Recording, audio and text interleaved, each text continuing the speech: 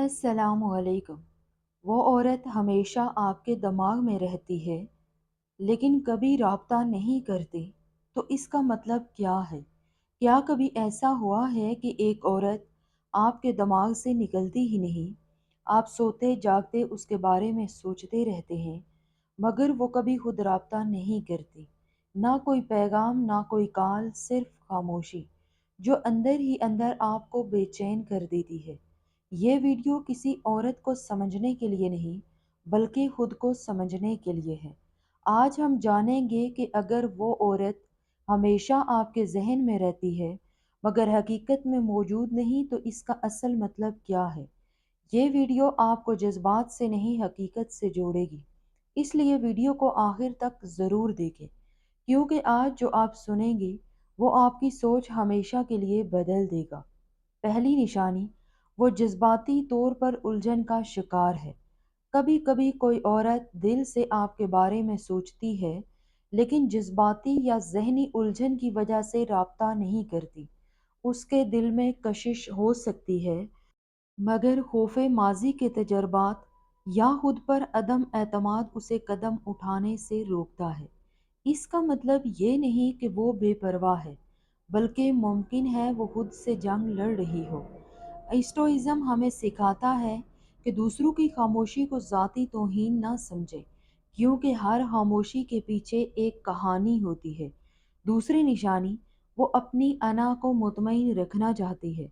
कुछ औरतें जानती हैं कि वो किसी के जहन में हैं और यही एहसास उनके लिए काफ़ी होता है।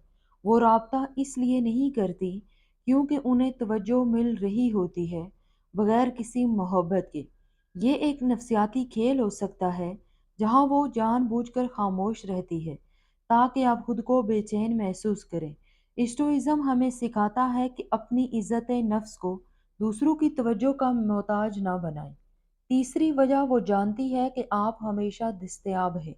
अगर आप हर वक्त उसके बारे में सोचते हैं, कि उसके पैगामात का इंतज़ार करते हैं और ये दिल ही दिल में उससे जुड़े रहते हैं, तो मुमकिन है वो ये बात महसूस कर चुकी हो। जब किसी को मालूम हो कि सामने वाला कहीं नहीं जा रहा, तो राब्ता करने की ज़रूरत ख़त्म हो जाती है। स्टोइज्म हमें सिखाता है कि अपनी कदर खुद पैदा करें, ताकि लोग आपकी मौजूदगी को मामूली ना समझें। चौथी वजह, वो आपको एक ख्याल के तौर पर पसंद करती है, हकीकत के तौर पर नहीं। बाज़ औक़ात लोग किसी को सिर्फ अपने जहन में पसंद करते हैं, हकीकत में नहीं। वो औरत आपको एक ख्याल, एक याद या एक जज्बाती सहारा समझती है, मगर अमली ज़िंदगी में राब्ता कायम करने का इरादा नहीं रखती। ये वो कैफियत है जहाँ इंसान सोचों में किसी को जगह दे देता है, मगर जिम्मेदारी, कुर्बानी या ताल्लुक की हकीकत से दूर भागता है। स्टोइक फ़लसफ़ा कहता है कि जो शख्स अमल ना करे, उसके ख़यालात पर इन्हिसार मत करे। पाँचवीं वजह, वो आपको एक महफूज ऑप्शन के तौर पर रख रही है। कभी कभी कोई औरत किसी मर्द को मुकम्मल तौर पर छोड़ती नहीं और ना ही मुकम्मल तौर पर अपनाती है। वो राब्ता नहीं करती, मगर ज़हनी तौर पर आपको अपनी ज़िंदगी में एक महफूज ऑप्शन के तौर पर रखती है। इसका मतलब ये है कि वो अपनी ज़िंदगी में दीगर रास्ते आज़मा रही है, और अगर सब नाकाम हो जाएं, तो शायद आपकी तरफ पलट आए।